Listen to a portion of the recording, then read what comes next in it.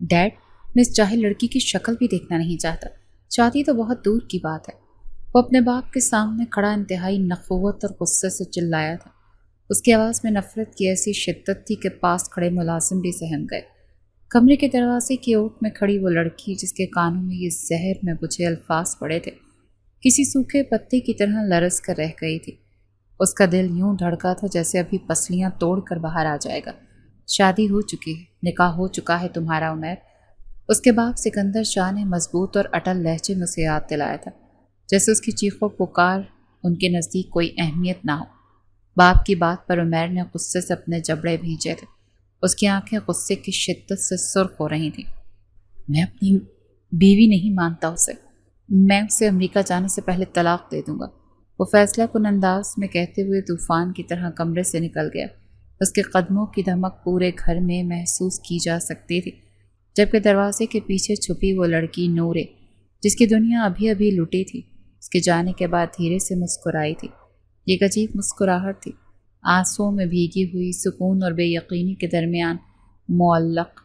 طلاق کے بعد وہ واپس اپنے گاؤں لوٹ سکتی تھی، اس قید سے آزاد ہو سکتی تھی جہاں اس کا شوہر اس کی شکل تک دیکھنے کا روادار نہیں تھا۔ پر نصیب میں کچھ اور ہی لکھا تھا۔ قسمت کے فیصلے انسان کی سوچ سے ماورا ہوتے ہیں۔ تبھی تو 2 دن بعد عمیر کے والد نے زبردستی اسے بھی عمیر کے ساتھ امریکہ روانہ کرنے کا حکم صادر کر دیا تھا۔ بابا، میں اس ان پڑھ جاہل لڑکی سے کیسے شادی کر سکتا ہوں؟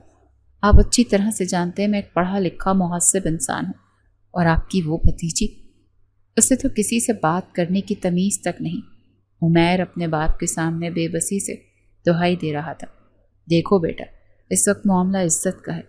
میں نہیں چاہتا کہ میری اور میرے بھائی جمشید کی پگڑی اچھالی جائے۔ گاؤں والے تھو تھو کریں گے، اس لیے چپ چاپ تمہیں نورے سے نکاح کرنا ہوگا۔ سکندر شاہ کا لہجہ اب بھی سخت تھا۔ لیکن بابا، میں ایسا نہیں کر سکتا۔ آپ اچھی طرح سے جانتے ہیں کہ میں کسی اور کو پسند کرتا ہوں۔ میں نے آپ کو کیرولین کے بارے میں بتایا تھا۔ جیسے ہی عمیر نے یہ بات کہی، سکندر شاہ نے ایسا قدم اٹھایا جس نے عمیر کے پیروں تلے سے زمین کھینچ لی۔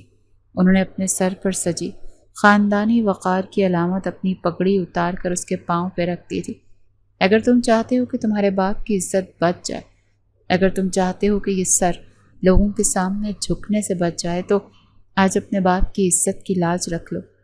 ان کی آواز بھرا گئی تھی۔ اپنے باپ کے پاؤں میں پڑی پگڑی دیکھ کر وہ ایک دم سے لرز گئے۔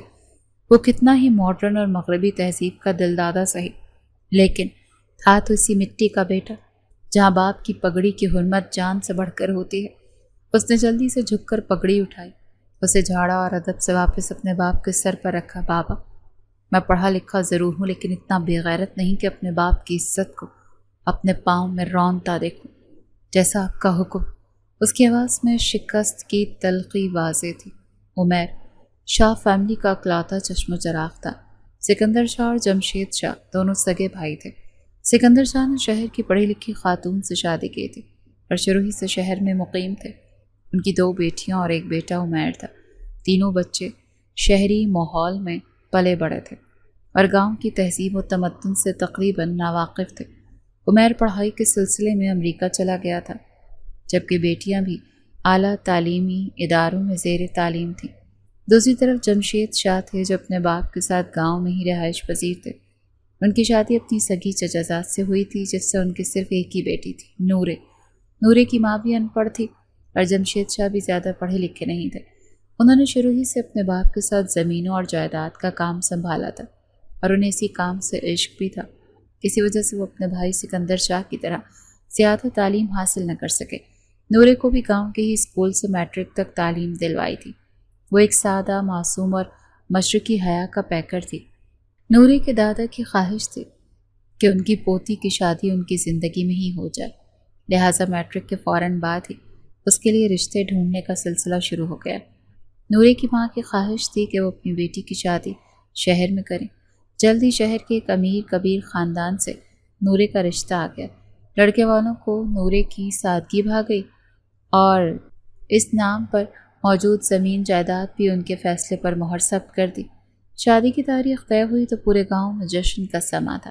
انہی دنوں عمیر بھی اپنی پڑھائی سے چھٹیاں لے کر امریکہ سے پاکستان آیا ہوا تھا۔ اسے جب اپنے چچا زاد نورے کی شادی کا علم ہوا تو اسے بھی گاؤں جانا پڑا۔ اسے گاؤں کے لوگ اور وہاں کا ماحول ایک آنکھ نہیں بھاتا تھا۔ وہ اکثر انہیں جاہل کہہ کر پکارتا اور اپنے باپ سے کہتا، شکر ہے ڈیڈ، آپ ہمیں اس ماحول سے دور لے آئے تھے، ورنہ ہمارا بھی وہی حال ہوتا۔ چچا کی بیٹی نورے کو دیکھیں، اسے تو بات تک کرنے کی تمیز نہیں۔ اس کا باپ سکندر شاہ اکثر اسے اس بات پر ٹوک دیتا تھا، لیکن عمیر کی سوچ میں کوئی تبدیلی نہ آئی تھی۔ وہ خود ایک خوبرو، وسیع اور پڑھا لکھا نوجوان تھا، اور شاید اسی ذوم میں وہ نورے کو حقارت کی نظر سے دیکھتا تھا۔ شادی کا دن آن پہنچا تھا۔ حویلی کے وسیع و عریض صحن میں شاندار انتظامات کیے گئے تھے۔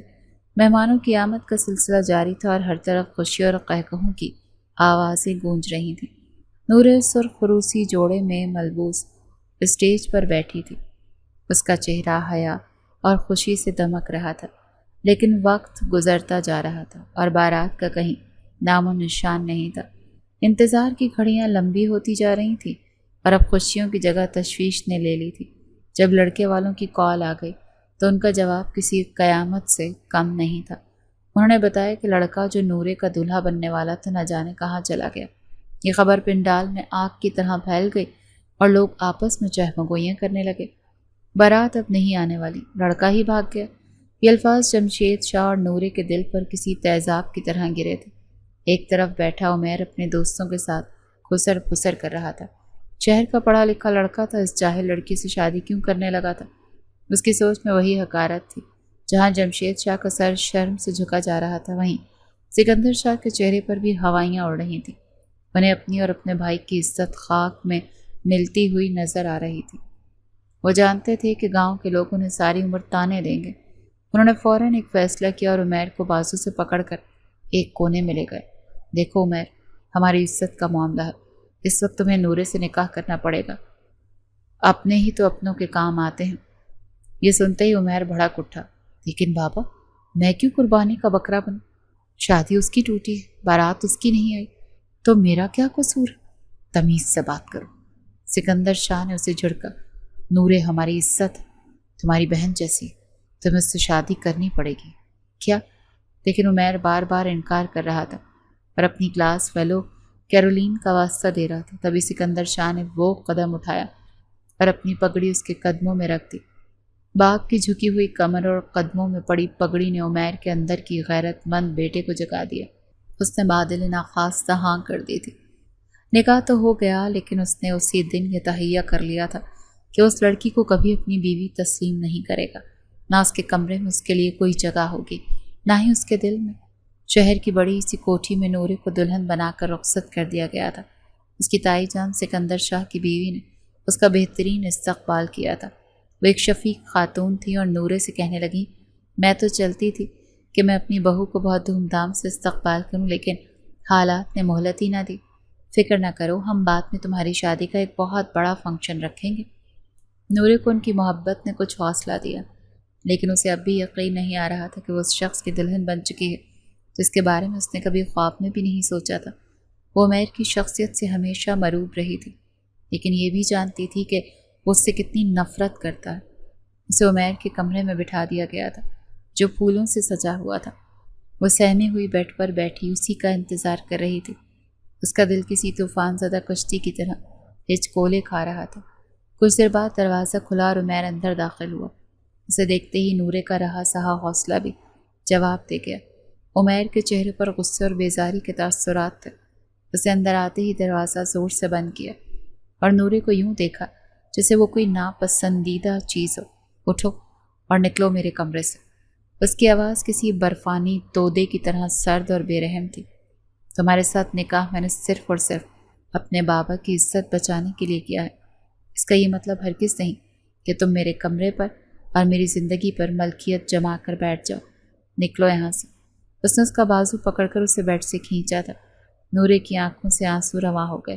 لیکن عمیر، میں کہاں جاؤں گی؟ مجھے تائی اماں نے یہاں چھوڑا ہے۔ اس کی آواز کپ کپ آ رہی تھی۔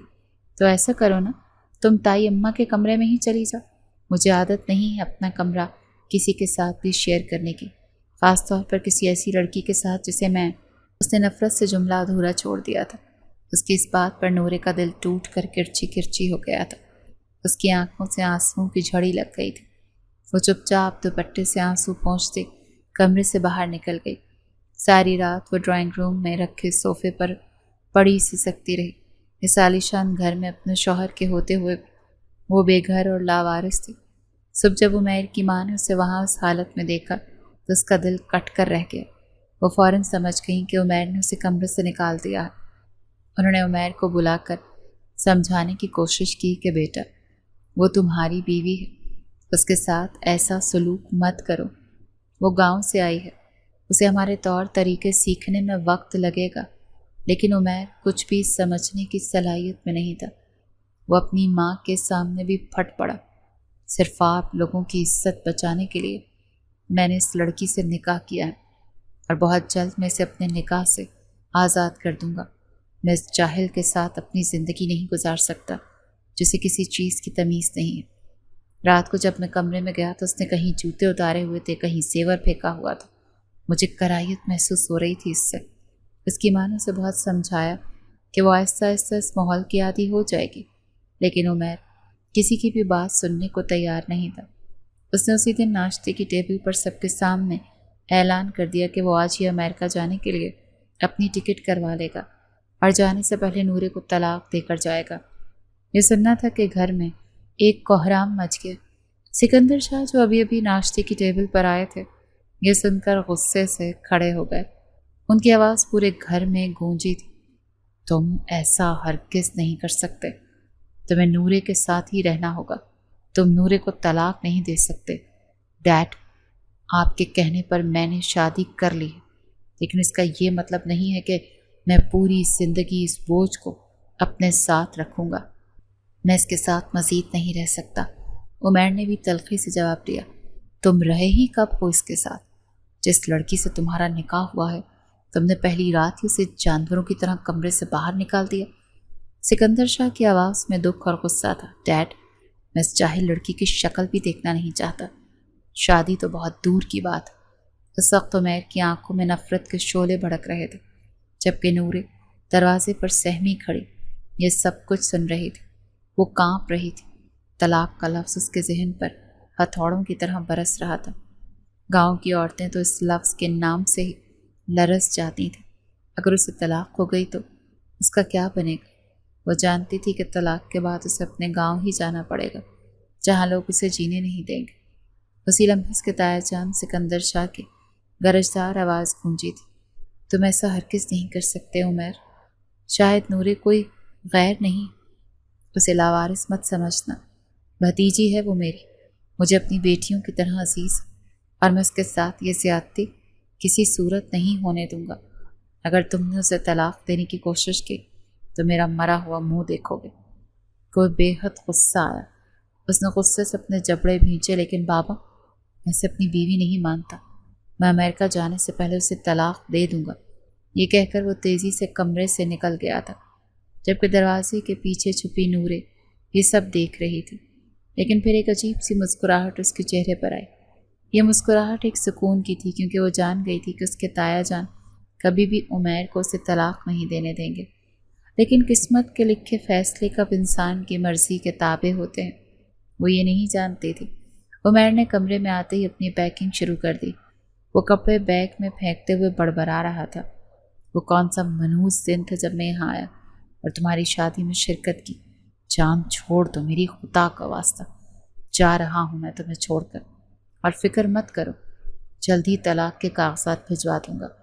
اس کی یہ بات سن کر نورے جب تک خاموش کھڑی تھی اس کے سامنے آ کر کھڑی ہو گئی۔ اس نے اپنے دونوں ہاتھ باندھ لیے اور اس کی آنکھوں میں آنسو بھرا۔ نہیں عمیر شاہ، ایسا نہ کرنا، مجھ پر طلاق کا دھبا نہ لگانا۔ گاؤں والے باتیں کریں گے، میرے ماں باپ کا سر جھک جائے گا۔ اس کی یہ بات سن کر عمیر نے ایک لمحے کے لیے اس کے معصوم چہرے کی طرف دیکھا، جس کی آنکھوں سے موتیوں کی طرح آنسو بہہ رہے تھے اور چہرے پر بے پناہ معصومیت تھی۔ آج تک اتنی غور سے کبھی بھی عمیر نے اس کا چہرہ نہیں دیکھا تھا۔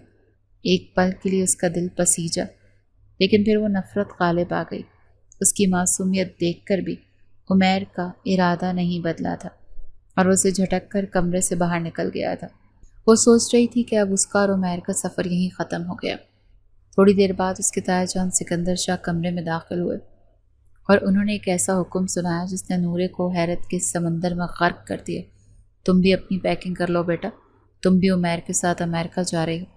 اس بات پر وہ حیرت سے اپنے تایا جان کی طرف دیکھنے لگی تو انہوں نے شفقت سے اس کے سر پر ہاتھ رکھا۔ ہاں بیٹا، میں ٹھیک کہہ رہا ہوں، عمیر کو تمہیں اپنے ساتھ لے جانا ہی پڑے گا اور یہ میرا فیصلہ ہے۔ باپ کے آخری الفاظ کسی دھمکی سے کم نہ تھے۔ عمیر جانتا تھا کہ اس کے والد جو کہتے ہیں وہ کر گزرتے ہیں۔ وہ اپنی ضد اور انا کی جنگ میں اپنے باپ کو کھونے کا رسک نہیں لے سکتا تھا۔ اس نے شکست خوردہ انداز میں سر جھکا دیا تھا۔ اسے یوں محسوس ہو رہا تھا جیسے اس کے پر کاٹ دیے گئے ہیں اور اسے ایک ایسے سفر پر مجبور کیا جا رہا ہو جس کی منزل صرف تاریکی تھی۔ اسے نورے کا ویزا اور ٹکٹ کروانا پڑا۔ ہر کاغذی کارروائی، ہر قدم اسے ایک بوجھ محسوس ہو رہا تھا۔ وہ نورے سے اور بھی زیادہ نفرت کرنے لگا تھا کیونکہ اب وہ اسے اپنی آزادی کی راہ میں بھی سب سے بڑی رکاوٹ سمجھنے لگا تھا۔ دوسری طرف نورے ایک عجیب کشمکش کا شکار تھی۔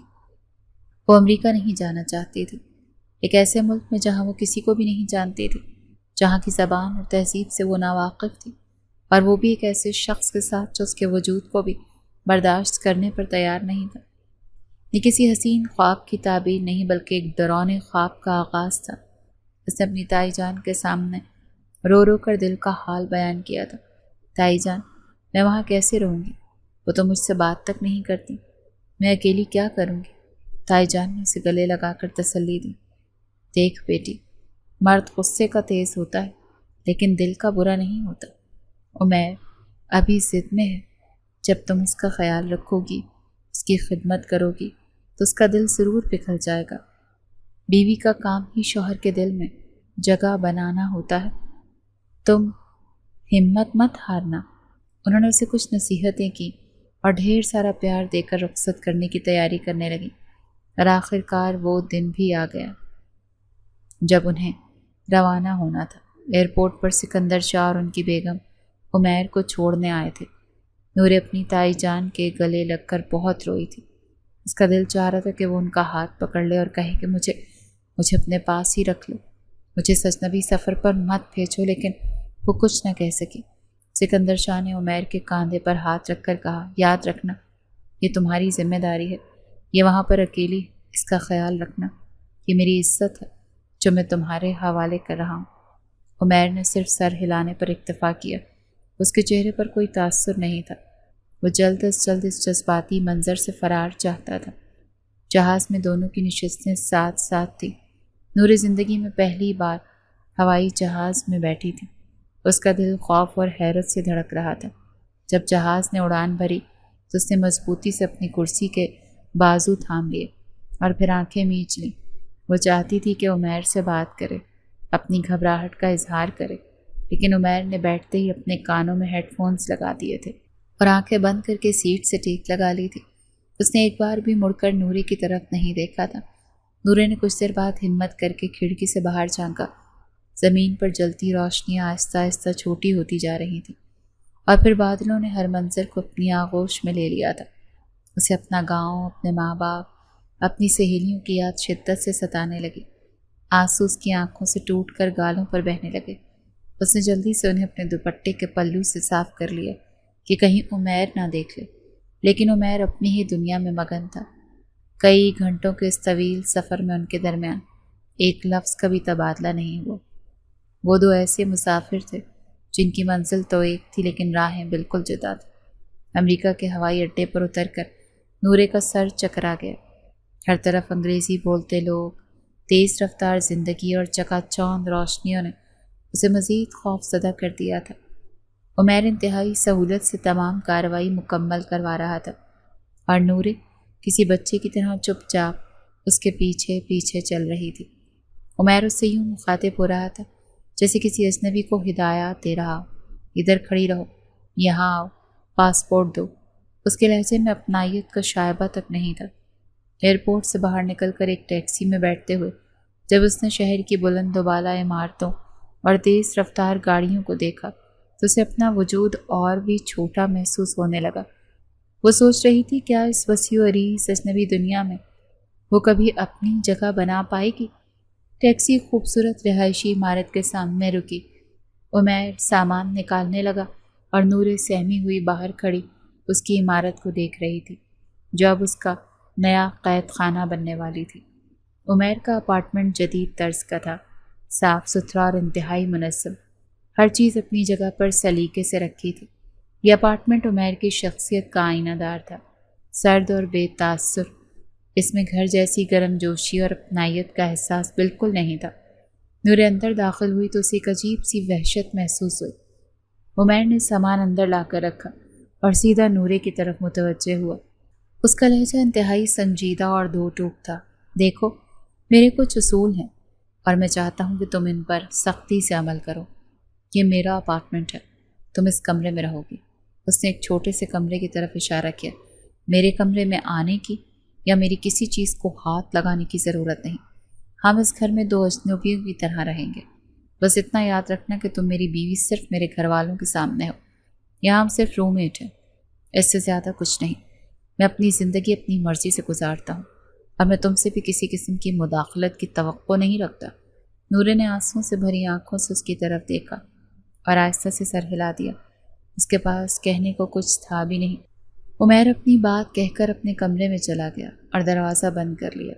نورے وہیں کھڑی رہ گئی، اس کے پیروں میں جیسے چلنے کی سکت ہی نہیں رہی تھی۔ دن گزرنے لگے۔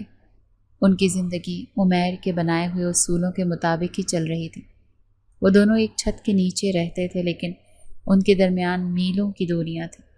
عمیر صبح سویرے اپنی یونیورسٹی چلا جاتا اور رات گئے واپس لوٹتا۔ وہ اپنا کھانا پینا باہر ہی کرتا تھا۔ نورے سارا دن اپارٹمنٹ میں اکیلی رہتی۔ شروع میں تو وہ بہت روئی، تنہائی اسے کھانے کو دوڑتی۔ وہ گھنٹوں کھڑکی کے پاس بیٹھی باہر کی تیز رفتار زندگی کو دیکھتی رہتی اور اپنے گاؤں کو یاد کرتی رہتی۔ لیکن پھر آہستہ آہستہ اس نے خود کو سنبھالنا شروع کیا۔ وہ کب تک روتی؟ اس نے اپارٹمنٹ کو ہی اپنی دنیا بنا لیا، گھر کی صفائی ستھرائی کا ذمہ اٹھا لیا۔ وہ ہر چیز کو چمکا کر رکھتی۔ اسے کچن میں پاکستانی مسالے اور کچھ دالیں مل گئیں تو اس نے کھانا بنانا شروع کر دیا۔ کئی دنوں بعد جب اپارٹمنٹ میں دال اور چاول کی خوشبو پھیلی تو یہ خوشبو نہیں تھی، یہ گھر کی مہک تھی۔ جب عمیر رات کو واپس آیا تو اس خوشبو نے ایک لمحے کے لیے اس کے قدم روکے، لیکن پھر وہ اپنے چہرے پر بیزاری کے تاثرات سجا کر اپنے کمرے میں چلا گیا۔ نورے نے ہمت کر کے اس کے لیے پلیٹ میں کھانا نکالا اور اس کے کمرے کے دروازے پر دستک دی۔ عمیر نے دروازہ کھولا اور سوالیہ نظروں سے اسے دیکھا۔ میں نے کھانا بنایا تھا آپ کے لیے، نورے نے ڈرتے ڈرتے کہا۔ میں باہر سے کھا کر آیا ہوں، عمیر نے اسپاٹ لہجے میں جواب دیا۔ دروازہ بند کرنے لگا۔ نورے نے جلدی سے کہا، کل سے میں آپ کے لیے بنا دیا کروں گی، مجھے ضرورت نہیں ہے، شکریہ۔ یہ کہہ کر اس نے دروازہ بند کر دیا۔ نورے وہیں پلیٹ پکڑے کھڑی رہ گئی۔ اس کے آنسو پھر سے اس کا ساتھ چھوڑنے پر تیار تھے۔ اس نے وہ کھانا خود بھی نہیں کھایا اور پھینک دیا۔ وہ عمیر سے بات کرنے کی کوشش کرتی لیکن عمیر اسے ہمیشہ نظر انداز کر دیتا۔ وہ ٹی وی دیکھ کر اور کتابیں پڑھ کر انگریزی سیکھنے کی کوشش کر رہی تھی تاکہ وہ اس ماحول میں کچھ تو سمجھ سکے۔ وہ اکثر عمیر کو فون پر کسی لڑکی سے ہنستے ہوئے خوش گپیوں میں مصروف پاتی۔ وہ جانتی تھی یہ وہی لڑکی ہے جس کا ذکر عمیر نے پاکستان میں کیا تھا۔ وہ دیکھتی کہ عمیر اس سے بات کرتے ہوئے کتنا خوش ہوتا ہے، اس کی آنکھوں میں ایک چمک آ جاتی ہے اور پھر وہ اپنا موازنہ کرتی تو اس کا دل کٹ جاتا۔ ایک رات عمیر اپنی کسی دوست کی پارٹی سے کافی دیر سے لوٹا۔ وہ نشے میں لگ رہا تھا۔ نور اس کے قدموں کی لڑکھڑاہٹ سے جاگ گئی تھی۔ وہ اپنے کمرے میں جانے کے بجائے غلطی سے نورے کے کمرے کا دروازہ کھول کر اندر آ گیا۔ نورے اسے دیکھ کر گھبرا کر اٹھ بیٹھی۔ عمیر نے اسے دیکھا اور اس کی آنکھوں میں وہی پرانی نفرت ابھر آئی۔ تم میری زندگی میں کیوں؟ تم ایک عذاب کی طرح مجھ پر مسلط ہو گئی۔ تم جانتی ہو میں کیرولین سے کتنی محبت کرتا ہوں، وہ میری زندگی ہے، میری دنیا ہے، اور تم ایک جاہل گنوار لڑکی۔ وہ نشے میں بڑبڑا رہا تھا۔ یہ کہتے کہتے وہ وہیں دروازے کے پاس گر پڑا۔ نورے نے اسے اس حالت میں دیکھا تو نفرت کے باوجود اس کا دل دکھ سے بھر گیا۔ اس نے آگے بڑھ کر اسے سہارا دینے کی کوشش کی لیکن عمیر نے اس کا ہاتھ جھٹک دیا۔ دور رہو مجھ سے، مجھے ہاتھ مت لگانا، وہ چیخا تھا۔ نورے وہیں رک گئی۔ وہ ساری رات جاگتی رہی اور عمیر وہیں فرش پر بے سد پڑا رہا۔ جب اسے ہوش آیا تو وہ خاموشی سے اٹھ کر اپنے کمرے میں چلا گیا جیسے رات کو کچھ ہوا ہی نہ ہو۔ لیکن اس رات اس کے منہ سے نکلے الفاظ نورے کے دل میں تیر کی طرح پیوست ہو چکے تھے۔ گزشتہ رات عمیر کے نشے میں کہے گئے الفاظ نورے کے دل و دماغ پر نقش ہو کر رہ گئے تھے۔ تم ایک عذاب ہو، ایک جاہل گنوار لڑکی۔ یہ الفاظ کسی زہریلے ناک کی طرح اسے ہر لمحے ڈس رہے تھے۔ صبح ہوئی تو اس کی آنکھیں رو رو کر سوجی ہوئی تھیں۔ عمیر اپنے کمرے سے نکلا، ایک نظر دیکھا اور ہمیشہ کی طرح نظر انداز کرتا باہر چلا گیا، جیسے رات کو کچھ ہوا ہی نہ ہو۔ اس کی اس بے حسی نے نورے کو مزید توڑ دیا تھا۔ اس نے پہلی بار شدت سے احساس ہوا کہ اس شخص کے لیے کوئی اہمیت نہیں رکھتی، وہ صرف ایک بوجھ تھی جسے حالات نے اس کے کاندھوں پر ڈال دیا تھا۔ کئی دن وہ اسی کیفیت میں رہی، اس کا دل کسی کام میں نہیں لگتا تھا، وہ بس گھنٹوں ایک جگہ بیٹھی خلاؤں میں گھورتی رہتی۔ لیکن پھر ایک دن اس نے خود کو آئینے میں دیکھا، سوجی ہوئی آنکھیں، بجھا ہوا چہرہ، بکھرے ہوئے بال۔ یہ وہ نورے نہیں تھی جسے اس کے ماں باپ نے پالا تھا، وہ تو ایک زندہ دل اور ہمت والی لڑکی تھی۔ اس نے سوچا وہ کب تک کسی کی نفرت میں خود کو یوں گھلاتی رہے گی؟ اگر عمیر کو اس کی پرواہ نہیں تو اسے خود کو اپنی پرواہ کرنی چاہیے۔ اس دن اس نے ایک فیصلہ کیا۔ اس نے عمیر کے جانے کے بعد ہمت کر کے اپارٹمنٹ کا دروازہ کھولا اور باہر نکلی۔ وہ شروع میں بہت ڈری ہوئی تھی، لیکن پھر آہستہ آہستہ اطراف کا جائزہ لینا شروع کیا۔ قریب میں ہی ایک آہستہ سے اس نے ہم عمر پارک تھا، وہ وہاں جا کر ایک بینچ پر بیٹھ گئی۔ بچوں کو کھیلتے دیکھ کر، ہرے بھرے درختوں اور رنگ برنگے پھولوں کو دیکھ کر اس کے دل کو کچھ سکون ملا۔ ابھی اس کا روز کا معمول بن گیا، وہ سارا دن گھر کے کام کرتی اور پھر کچھ دیر کے لیے اس پارک میں جا کر بیٹھ جاتی۔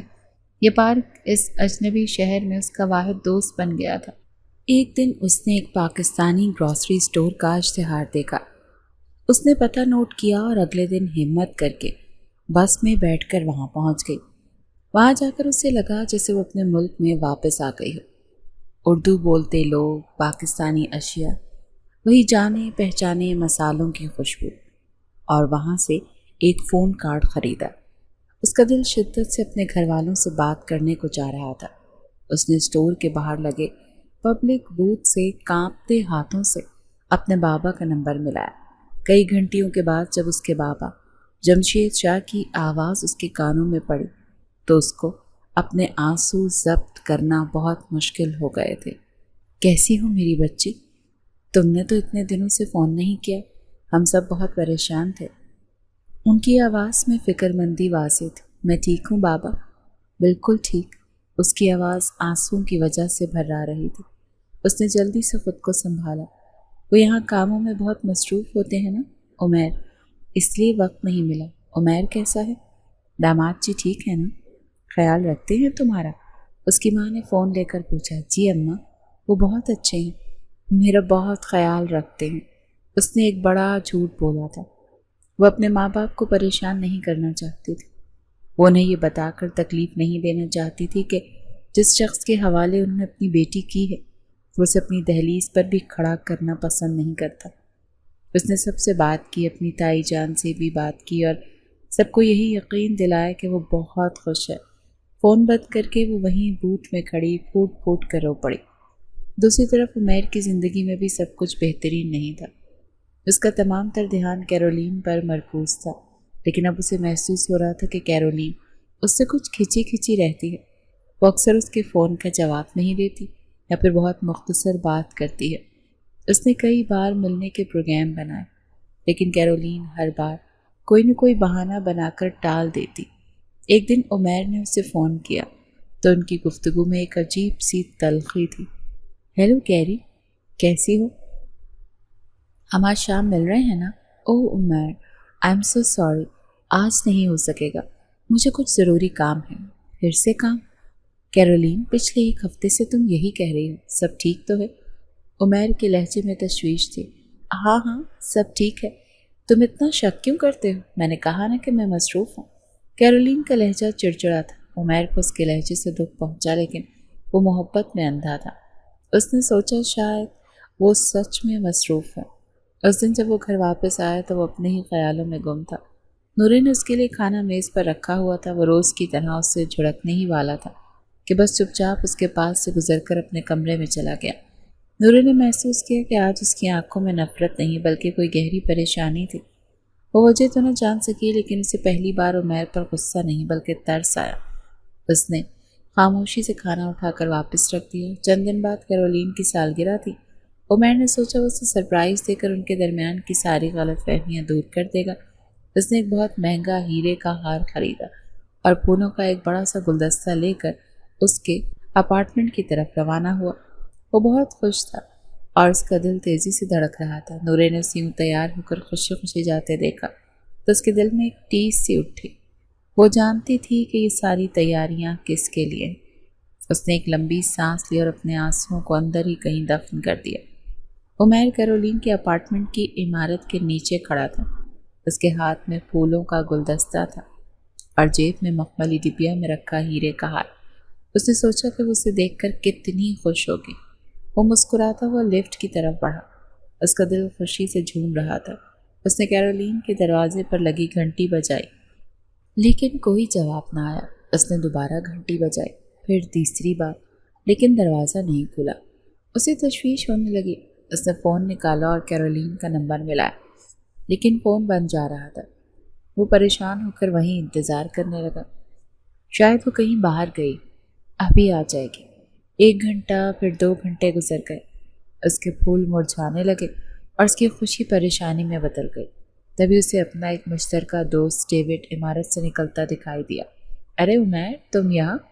ڈیوڈ نے اسے دیکھ کر حیرت سے کہا۔ ہاں، میں کیرولین کا انتظار کر رہا ہوں، اس کی سالگرہ ہے نا آج۔ وہ جواب نہیں دے رہی۔ عمیر نے پریشانی سے کہا، کیرولین؟ اوہ یار، میں نے تو اسے ابھی آدھا گھنٹہ پہلے شہر کے سب سے مہنگے ریسٹورینٹ کا لاوالٹ میں دیکھا ہے۔ وہ مارک کے ساتھ تھی۔ تم جانتے ہو نا مارک کو، جو بہت بڑا بزنس مین ہے۔ وہ دونوں بہت خوش لگ رہے تھے۔ ڈیوڈ نے انتہائی معصومیت سے کہا۔ وہ ان کے رشتے کی پیچیدگیوں سے ناواقف تھا۔ ڈیوڈ کے الفاظ عمیر کے سر پر کسی بام کی طرح گرے تھے۔ اسے تو اپنے کانوں پر یقین نہیں آیا کہ مارک، کیرولین اس کے ساتھ کیا کر رہی تھی۔ اس کے دماغ میں خطرے کی گھنٹیاں بجنے لگی تھیں۔ اس نے ڈیوڈ کا شکریہ ادا کیا اور تیزی سے اپنی گاڑی کی طرف بھاگا۔ اس کا دل بری طرح سے دھڑک رہا تھا۔ وہ خود کو تسلی دے رہا تھا کہ شاید کوئی غلط فہمی ہو گئی ہو۔ وہ سیدھا اسی ریسٹورینٹ پہنچا۔ اس نے کانچ کے دروازے سے اندر جھانکا تو اس کا پورا وجود لرز گیا۔ اندر ایک کونے کی میز پر کیرولین مارک کے ہاتھ میں ہاتھ ڈالے بیٹھی تھی اور اس کے ہاتھوں میں ایک چمکتا ہوا کڑا تھا جو یقیناً مارک نے ہی اسے پہنایا تھا۔ وہ دونوں ہنس رہے تھے اور ان کی قربت ان کے رشتے کی گواہی دے رہی تھی۔ عمیر کو لگا جیسے کسی نے اس کے پیروں تلے سے زمین کھینچ لی ہو۔ اس کا دل چاہا کہ وہ اندر جا کر سب کچھ تہس نہس کر دے، لیکن اس کی غیرت نے اسے یہ تماشا کرنے سے روک دیا۔ وہ خاموشی سے واپس مڑا اور گاڑی میں آ کر بیٹھ گیا۔ اس کے ہاتھ کانپ رہے تھے۔ اس نے ہار والی ڈبیا نکالی اور اسے پوری قوت سے ڈیش بورڈ پر دے مارا۔ اس کا دل، اس کا غرور، اس کا اعتبار، سب کچھ ٹوٹ کر بکھر چکا تھا۔ وہ سمجھ گیا تھا کہ کیرولین اسے دھوکہ دے رہی ہے۔ وہ اس کے ساتھ صرف وقت گزار رہی تھی اور جیسے ہی اسے کوئی بہتر آپشن ملا اس نے اسے چھوڑ دیا۔ وہ بے مقصد سڑکوں پر گاڑی چلاتا رہا۔ شہر کی روشنیاں جسے ہمیشہ خوبصورت لگتی تھیں آج اسے کاٹنے کو دوڑ رہی تھی۔ اسے اپنی حماقت پر رونا آ رہا تھا۔ اس نے ایک جاہل لڑکی کو ٹھکرا دیا تھا، اپنے باپ سے بغاوت کی تھی، اور کس کے لیے؟ ایک ایسی لڑکی کے لیے جس کے نزدیک محبت کی نہیں، پیسے کی اہمیت تھی۔ اسے کیرولین کے وہ الفاظ یاد آئے جو اس نے ایک بار مذاق میں کہے تھے، کیا تم سچ میں سوچتے ہو کہ میں تمہاری اس گاؤں والی بیوی کے ہوتے ہوئے تم سے شادی کروں گی؟ اس وقت تو میں نے اسے ہنس کر ٹال دیا تھا، لیکن آج اسے ان الفاظ میں چھپا زہر محسوس ہو رہا تھا۔ رات گئے جب وہ اپارٹمنٹ واپس پہنچا تو ایک زندہ لاش بن چکا تھا۔ اس کی آنکھیں ویران تھی اور چہرہ آنسوؤں سے بھیگا ہوا تھا۔ اس نے دروازہ کھولا تو اندر ہلکی سی روشنی تھی۔ لاؤنج میں کھانے کی میز پر ایک پلیٹ رکھی تھی جو ڈھکی ہوئی تھی اور اس کے ساتھ ایک پانی کا گلاس رکھا ہوا تھا۔ نورے، جو شاید اس کے قدموں کی آہٹ سے جاگ گئی تھی، اپنے کمرے سے باہر نکلی۔ اس نے عمیر کو اس حالت میں دیکھا تو ایک لمحے کے لیے ٹھٹک گئی۔ اس نے آج تک عمیر کو یوں ٹوٹا ہوا اور یوں بے بس نہیں دیکھا تھا۔ عمیر نے اسے دیکھا اور کچھ کہنے کی ہمت نہ کر سکا۔ وہ خاموشی سے میز کی طرف بڑھا اور کرسی پر ڈھیر ہو گیا۔ نورے چپ چاپ اس کے پاس آئی۔ اس نے کچھ پوچھا نہیں، کچھ کہا نہیں، بس خاموشی سے اس کے سامنے رکھی پلیٹ سے ڈھکن ہٹایا۔ گرم کھانے سے بھاپ اٹھ رہی تھی۔ عمیر نے ایک نظر کھانے کو دیکھا، پھر نورے کے چہرے کو۔ اس کی آنکھوں میں آج نفرت نہیں تھی، بس ایک گہری بے انتہا تھکن تھی۔ اس نے کانپتے ہاتھوں سے نوالا توڑا اور منہ میں رکھ لیا۔ آنسوں کا ایک قطرہ اس کی آنکھ سے ٹوٹ کر کھانے کی پلیٹ میں گر پڑا۔ نورے وہیں خاموش کھڑی اسے دیکھتی رہی۔ اس رات ان کے درمیان کوئی لفظ نہیں، لیکن خاموشی نے وہ سب کچھ کہہ دیا تھا جو شاید الفاظ کبھی نہ کہہ پاتے۔ ایک ٹوٹے ہوئے مرد اور ایک خاموش عورت کے درمیان ایک نئے رشتے کی بنیاد رکھی جا رہی تھی، جس کی بنیاد ہمدردی پر تھی۔ اس رات اپارٹمنٹ کی خاموشی بہت شور کر رہی تھی۔ یہ دو انسانوں کے ٹوٹے ہوئے دلوں اور بکھرے ہوئے انا کے ٹکڑوں کا شور تھا۔ عمیر مشین کی طرح کھانا کھا رہا تھا اور نورے کچھ فاصلے پر کھڑی اسے دیکھ رہی تھی۔ کھانے سے فارغ ہو کر عمیر چپ چاپ اٹھا اور اپنے کمرے کی طرف جانے لگا، لیکن دروازے پر پہنچ کر ایک لمحے کے لیے رکا۔ اس نے مڑ کر نورے کی طرف دیکھا، لیکن اس کی آواز میں پہلی بار نفرت کی جگہ ایک عجیب سی تھکن تھی۔ شکریہ، یہ ایک لفظ تھا، لیکن نورے کے لیے کسی انمول خزانے سے کم نہ تھا۔ شادی کے بعد یہ پہلا موقع تھا جب عمیر نے اس کے کسی کام پر اس کا شکریہ ادا کیا تھا۔ نورے نے کوئی جواب نہیں دیا، بس اسے اس کے کمرے میں جاتے دیکھتی رہی۔ اگلے کئی دن اسی طرح سے گزر گئے۔ گھر میں ایک عجیب سا سکوت طاری تھا۔ عمیر کی ساری اکڑ، سارا غرور جیسے ہوا میں تحلیل ہو گیا تھا۔ وہ اب صبح سویرے اٹھ کر تیار ہو کر باہر نہیں جاتا تھا۔ اس نے یونیورسٹی سے بھی چھٹیاں لے لی تھیں۔ وہ زیادہ تر وقت اپنے کمرے میں خاموش پڑا رہتا یا پھر اپارٹمنٹ کی کھڑکی سے باہر خلاؤں میں گھورتا رہتا۔ اس کا ہنسنا، بولنا، دوستوں سے فون پر باتیں کرنا، سب کچھ ختم ہو گیا تھا۔ وہ ایک جیتی جاگتی لاش بن کر رہ گیا تھا۔ نورے نے اسی دوران ایک بار بھی اسے کچھ پوچھنے کی کوشش نہیں کی۔ وہ جانتی تھی کہ زخم گہرے ہیں اور انہیں بھرنے میں وقت لگے گا۔ وہ خاموشی سے اپنا کام کرتی رہی۔ وہ وقت پر اس کے لیے کھانا بناتی، اس کے کپڑے دھو کر استری کر کے اس کی الماری میں رکھتی اور گھر کو پہلے سے بھی زیادہ صاف ستھرا رکھنے لگی۔ وہ عمیر کے سامنے زیادہ نہیں آتی تھی تاکہ اسے کسی قسم کی الجھن نہ ہو، لیکن اس کی غیر موجودگی میں اس کی ہر ضرورت کا خیال رکھتی تھی۔ عمیر یہ سب محسوس کر رہا تھا۔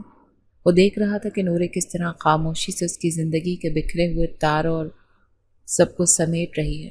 اسے حیرت ہوتی تھی کہ جس لڑکی کو اس نے اتنی اذیت دی، جس کی اس نے ہر لمحے تذلیل کی، وہ آج اس کے برے وقت میں اس کے ساتھ کیوں کھڑی ہے۔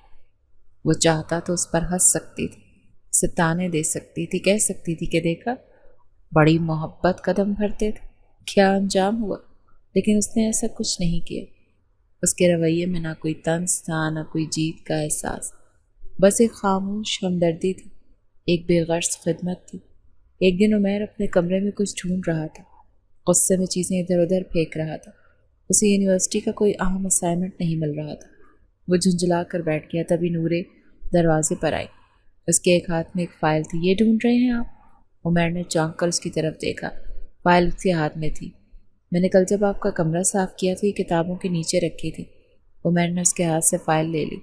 اس کی انگلیاں ایک لمحے کے لیے نورے کی انگلیوں سے مس ہوئیں۔ عمیر نے جلدی سے ہاتھ پیچھے کھینچ لیا۔ تھینکس، اس نے آہستہ سے کہا اور نظریں چرا لی۔ یہ دوسرا موقع تھا جب اس نے اس کا شکریہ ادا کیا تھا۔ جذباتی اور ذہنی اذیت آہستہ آہستہ عمیر کی جسمانی صحت پر بھی اثر انداز ہو رہی تھی۔ اس نے ٹھیک سے کھانا پینا چھوڑ دیا تھا، ہر وقت ایک گہرے صدمے کی کیفیت میں رہتا تھا۔ نورے نے محسوس کیا وہ دن بدن کمزور ہوتا جا رہا ہے۔ اس کے چہرے کی رنگت زرد پڑ گئی ہے اور آنکھوں کے گرد گہرے ہلکے نمایاں ہو گئے۔ ایک شام جب نورے نے اسے کھانے کے لیے بلایا تو اس نے آنے سے انکار کر دیا۔ نورے کو تشویش ہوئی۔ وہ کھانا لے کر اس کے کمرے میں چلی گئی۔ عمیر بستر پر لیٹا ہوا تھا، بری طرح کانپ رہا تھا۔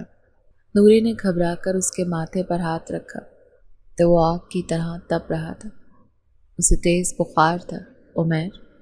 عمیر آنکھیں کھولیں، آپ کو تو بہت تیز بخار۔ نورے نے پریشانی سے اسے جھنجھوڑا۔ عمیر نے بمشکل آنکھیں کھولیں۔ اس کی آنکھیں سرخ ہو رہی تھیں اور وہ کچھ بڑبڑا رہا تھا۔ نورے کو اس کی حالت دیکھ کر شدید خوف محسوس ہوا۔ اس اجنبی ملک میں، اس تنہائی میں اگر اسے کچھ ہو گیا تو وہ کیا کرے گی؟ اس نے جلدی سے کچن میں جا کر پانی اور پٹیاں لائیں، اس کے ماتھے پر رکھنی شروع کر دیں۔ عمیر بے ہوشی اور ہوش کے درمیان ہچکولے کھا رہا تھا۔ اس کی آنکھوں سے آنسو بہہ رہے تھے اور وہ بار بار ایک ہی نام پکار رہا تھا، کیرولین، تم نے ایسا کیوں کیا؟ یہ نام سن کر نورے کے دل میں ایک خنجر سا اتر گیا، لیکن اس نے اپنے آنسوؤں کو پیتے ہوئے اپنی تمام تر توجہ عمیر کی تیمارداری پر مرکوز کر دی۔ آج رات بہت لمبی اور کٹھن ہونے والی تھی۔ ساری رات نور ایک لمحے کے لیے بھی عمیر کے پاس سے نہیں ہٹی۔ وہ مسلسل اس کے ماتھے پر ٹھنڈے پانی کی پٹیاں رکھتی رہی۔ بخار کی شدت سے عمیر کا پورا جسم ٹوٹ رہا تھا اور وہ بے ہوشی میں نہ جانے کیا کیا بڑبڑا رہا تھا۔ کبھی وہ کیرولین کو پکارتا، کبھی اپنے باپ کو، اور کبھی غصے میں چیخنے لگتا۔ نورے اس کا ہاتھ پکڑ کر اسے تسلی دینے کی کوشش کرتی۔ اس کی اپنی آنکھیں نیند سے بوجھل تھیں اور جسم تھکن سے چور تھا، لیکن اس نے ہمت نہیں ہاری۔ صبح کے قریب کہیں جا کر عمیر کا بخار کچھ کم ہوا اور وہ پرسکون نیند سو گیا۔ نورے نے شکر کا سانس لیا اور وہیں اس کے بستر کے پاس کرسی پر سر ٹکا کر بیٹھ گئی۔ نہ جانے کب اس کی آنکھ لگ گئی۔ جب عمیر کی آنکھ کھلی تو دوپہر ہو چکی تھی۔ بخار اتر چکا تھا لیکن جسم میں شدید کمزوری محسوس ہو رہی تھی۔ اس نے دھیرے سے آنکھیں کھولیں۔ کمرے میں ایک مانوس سی خوشبو پھیلی ہوئی تھی۔ اس نے نظر گھما کر دیکھا تو نورے کرسی پر بیٹھی سو رہی تھی۔ اس کا سر ایک طرف کو ڈھلکا ہوا تھا اور چہرے پر شدید تھکن کے آثار تھے۔ سائڈ ٹیبل پر دوائیوں کے ساتھ یخنی کا ایک پیالہ رکھا تھا جو اب ٹھنڈا ہو چکا تھا۔ پاس ہی پانی کی پٹیوں والا برتن بھی موجود تھا۔ عمیر کو سب کچھ یاد آنے لگا، گزشتہ رات کا بخار، اس کی بے چینی، نورے کا اس کے پاس موجود ہونا۔ اس نے دیکھا کہ نورے نے اپنی شال کا ایک کونا اس کے ہاتھ پر ڈالا ہوا تھا، شاید اس لیے کہ اگر اسے ہوش آئے تو اس کی آنکھ کھل جائے۔ یہ منظر دیکھ کر عمیر کا دل بھر آیا۔ اسے اپنی بے حسی پر، اپنی نفرت پر شدید شرمندگی محسوس ہوئی۔ وہ کون سے ہیرے کی تلاش میں تھا جبکہ خدا نے اس کے نصیب میں کوہ نور تو لکھ دیا تھا اور وہ اندھا اسے ٹھکرا رہا تھا۔ اس نے بہت دھیرے سے نورے کا نام پکارا، نورے۔ اس کی ہلکی سی آواز پر نورے ہڑبڑا کر اٹھ بیٹھی۔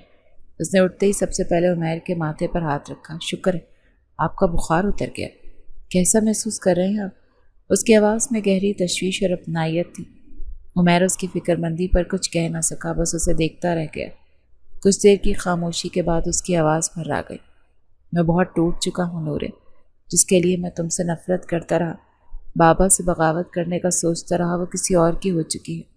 اس نے مجھے دھوکہ دیا۔ یہ کہتے ہوئے اس کی آنکھوں سے آنسو بہنے لگے۔ نورے خاموشی سے سنتی رہی۔ آج جب میں اس سے ملنے گیا تو مجھے پتہ چلا کہ وہ میرے ساتھ بے وفائی کر رہی۔ وہ پارسا نہیں تھی، وہ ایک ہی وقت میں کئی لڑکوں سے تعلقات میں تھی۔ میں نے تمہارے جیسے ہیرے کی قدر نہ کی۔ تم بے شک میری نظر میں جاہل تھی، زیادہ پڑھی لکھی نہیں تھی، لیکن کم از کم تمہاری عزت تو محفوظ تھی، تمہارا کردار تو صاف تھا، تم مخلص تھی۔ عمیر بچوں کی طرح پھوٹ پھوٹ کر رو رہا تھا اور آج وہ اپنے سارے دکھ، ساری اذیت اس لڑکی کے سامنے بیان کر رہا تھا جسے وہ اپنی زندگی کا عذاب سمجھتا تھا۔ نورے نے آگے بڑھ کر اس کے آنسو پہنچے۔ بس اب اور مت روئیں، جو ہونا تھا ہو گیا۔ اللہ جو کرتا ہے بہتری کے لیے کرتا ہے۔ شاید اس نے آپ کو کسی بڑے نقصان سے بچا لیا۔ اس کی آواز میں ایسی ٹھنڈک اور سکون تھا کہ عمیر کو لگا جیسے کسی نے اس کے جلتے ہوئے زخموں پر مرہم رکھ دیا۔ تم مجھ سے نفرت نہیں کرتی؟ اتنی تذلیل کے بعد بھی عمیر نے بے یقینی سے پوچھا۔ نفرت تو گناہوں کو جنم دیتی ہے عمیر، اور میں گنہگار نہیں بننا چاہتا۔ آپ میرے شوہر ہیں، میرا فرض تھا آپ کا خیال رکھنا۔ عمیر نے اس کا ہاتھ تھام لیا۔ نہیں نورے، تم نے صرف فرض نہیں نبھایا، تم نے تو محبت نبھائی، ایک ایسی محبت جو میں کبھی سمجھ ہی نہیں سکا۔ میں نے ہی تمہاری محبت کی قدر نہیں کی، لیکن اب میں جان گیا ہوں محبت سچی ہو تو اللہ بھی آپ کو بے آسرا نہیں چھوڑتا۔ جیسے تمہاری محبت سچی تھی، تمہاری اسی محبت نے میرے دل میں جگہ بنا لی۔ یہ کہتے ہوئے عمیر نے اس کا ہاتھ اپنے لبوں سے لگا لیا۔ نورے کی آنکھوں میں آنسو آ گئے، لیکن یہ خوشی کے آنسو تھے۔ شرم و حیا اس کی پلکیں جھک گئی۔ عمیر اس کی ٹھوڑی پکڑ کر اس کا چہرہ اوپر اٹھایا۔ محبت کرنے لگا ہوں تم سے نورے، جانتا ہوں تمہارا دل بہت صاف ہے، تم خالص محبت کرتی ہو مجھ سے۔ کیا تم اس نادان کو معاف کر سکتی ہو جس نے تمہیں کبھی پہچانا ہی نہیں؟ نورے نے آہستگی سے اپنی پلکیں اٹھا کر اسے دیکھا اور اس بات میں سر ہلا دیا۔ اس کی خاموش رضامندی پا کر عمیر نے اسے اپنی باہوں میں بھر لیا۔ آج ان کے درمیان کی ہر دیوار، ہر فاصلہ مٹ گیا تھا۔ یہ ان کے رشتے کی ایک نئی صبح تھی، ایک ایسی صبح جس کا سورج نفرت کے اندھیروں کو چیر کر محبت کی روشنی کے ساتھ طلوع ہوا تھا۔